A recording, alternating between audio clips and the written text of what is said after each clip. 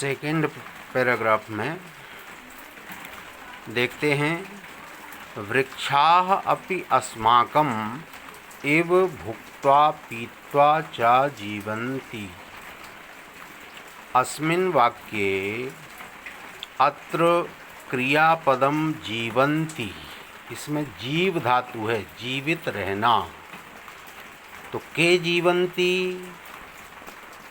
अगर प्रश्न किया जाए के जीवन्ति तो उसका जो कर्ता पद होगा वृक्षाः जीवन्ति, पेड़ जीवित रहते हैं। कैसे जीवित रहते हैं? अस्माकं इव, वृक्षाः अपि, पेड़ भी, अस्माकं इव, हमारी तरह। जैसे हम लोगों को अपने जीवन को चलाने के लिए, जीवित रहने के लिए कई चीज़ों की ज़रूरत पड़ती है, खासकर भोजन और जल की आवश्यकता होती है, ऐसे ही पौधे भी अस्माकं एव, हमारी तरह, भुक्त्वा पीत्वा च, भुक्त्वा अर्थात खाकर, पीत्वा अर्थात पीकर। भुक्त्वा में भुज धातु है, भा में छोटा ऊ और जा में हलंत, भुज धातु, खाने अर्थ में। तो भुक्त्वा खाकर और पीत्वा पा धातु, पा धातु में इक्त्वा प्रत्यय लगा है। तो भुक्त्वा पीत्वा, खाकर और पीकर, हमारी ही तरह भोजन और जल ग्रहण करके पेड़ भी जीवित रहते हैं। मूलानि वृक्षाणां पादाः भवन्ति, यथा, जैसे हम लोग पैरों के द्वारा चलकर अपने कार्यों को करते हैं, तो पेड़ों को चूँकि अचर कहा गया है, पेड़ों के पैर नहीं होते हैं, पेड़ों के पैर हैं उनकी जड़। मूलानि वृक्षाणां पादाः भवन्ति, वृक्षाणां पादाः, पेड़ों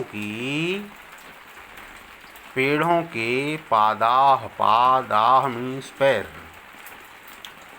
वृक्षाणां पादाः अपि भवन्ति, पेड़ों के भी पैर होते हैं लेकिन वो उनसे चलते नहीं। तो पेड़ों की पैर क्या हैं? मूलानि, वृक्षाणां मूलानि पादाः भवन्ति, पेड़ों की जो जड़ें हैं वो उनके पैर हैं।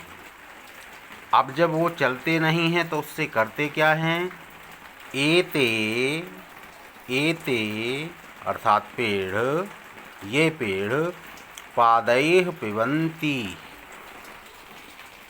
पादैः पिबन्ति, पैरों के द्वारा ही पीने का कार्य करते हैं। आप लोगों ने साइंस में पढ़ा होगा कि धरती में जो रस है उस रस को पेड़ पौधों के द्वारा ही ग्रहण करते हैं। एते पादैः पिबन्ति, ये पैरों के द्वारा अर्थात जड़ों के द्वारा जल का पान करते हैं। अतएव, अतएव पादपाः कथ्यन्ते, संस्कृत में पेड़ों को पादप कहा गया है, ये उसका पर्यायवाची शब्द है, समान अर्थ वाला। कौन सा? पादप, पादप मीन्स पौधा।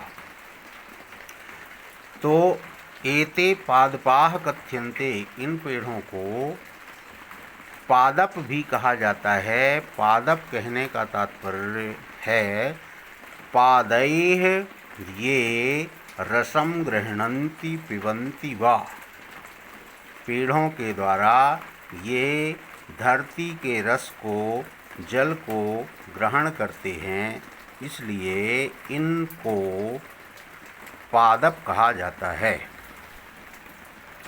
मूलानि भूमेः रसं गृहीत्वा अन्येभ्यः अवयवेभ्यः यच्छन्ति, मूलानि अर्थात जड़ें, भूमेह धरती से, रसम गृहीत्वा, आप देखिए ये भूमेह ऊपर भी ये भूमेह आया है, इन दोनों में पंचमी है।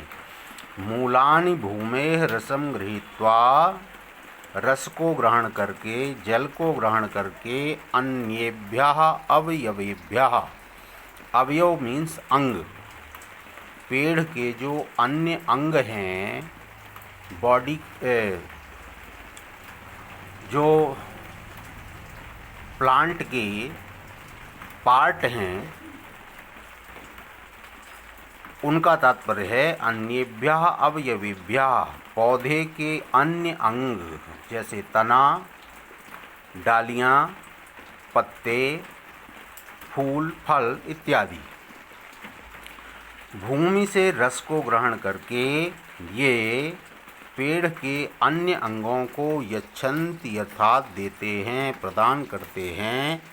येन एते वृक्षाः फलन्ति, इसके कारण ही पेड़ फल प्रदान करते हैं, फलते हैं, विकसित होते हैं। वृक्षाः अपि मनुष्याः इव सुखानि दुखानि च अनुभवन्ति, पेड़ भी, वृक्षाः अपि मीन्स भी, पेड़ भी मनुष्याः इव, मनुष्यों की तरह, सुखानि दुखानि च अनुभवन्ति, ये दोनों शब्द यहाँ पर नपुंसक लिंग हैं। सुखम सुखे सुखानि, सुखानि दुखानि च अनुभवन्ति, हमारी ही तरह पेड़ पौधे भी सुख और दुख का अनुभव करते हैं। एतेषु अपि प्राणाः भवन्ति, इनमें भी हमारी ही तरह प्राण होते हैं। अतएव एते प्राणिनः, इसलिए ये प्राणिनः एव, प्राणी शब्द का रूप आप लोग 8 के बाद पढ़ेंगे, लेकिन यहाँ पर इसका ध्यान रखिए, ये प्रथमा विभक्ति के बहुवचन का रूप है। प्राणिनः मूल शब्द है प्राणी, इसके रूप चलते हैं प्राणी, प्राणिनौ, प्राणिनः। तो प्राणिनः एव जायन्ते, ये पेड़ पौधे भी हमारी ही तरह, प्राणिनः एव, प्राणियों की तरह, जायन्ते, इन सभी का अर्थ आप लोग लिखिए, जायन्ते जन्म लेते हैं, वर्धन्ते बढ़ते हैं, म्रियन्ते मर जाते हैं। ये तीनों ही रूप आप लोगों ने कुछ दिन पहले जो आत्मनेपदी धातुओं के रूप पढ़े थे सेव के, तो ये आत्मनेपद धातु लट लकार में प्रथम पुरुष के बहुवचन का रूप आया है। जन धातु का रूप है जायते, जायेते, जायन्ते। वृद्ध धातु का रूप है वृद्ध, वर्धते, वर्धेते, वर्धन्ते। म्रियते, म्रि धातु का रूप म्रियते, म्रियेते, म्रियन्ते। ये पेड़ पौधे भी मनुष्य और अन्य प्राणियों की तरह ही जायन्ते अर्थात पैदा होते हैं, वर्धन्ते बढ़ते हैं, म्रियन्ते अर्थात मर जाते हैं। परंतु एते अचराः सन्ति, अन्य जीव जंतु तो चलते हैं, लेकिन ये अचर हैं। चर मीन्स चलना, और अचर मीन्स जिनमें चलने की सामर्थ्य ना हो।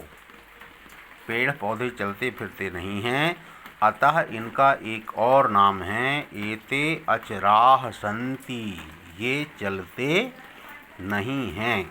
अर्थात एते खग अर्थात पक्षी, मृग, पशु, जलचर पानी में रहने वाले जीव, एक्वेटिक एनिमल्स, नराः मनुष्य, इव न चरन्ति, क्योंकि इन्हें अचर कहा जाता है, इसलिए ये पक्षियों के समान, पशुओं के समान, जल में रहने वाले जीवों के समान और मनुष्यों के समान न चरन्ति, चलने फिरने में समर्थ नहीं होते हैं। धन्यवाद।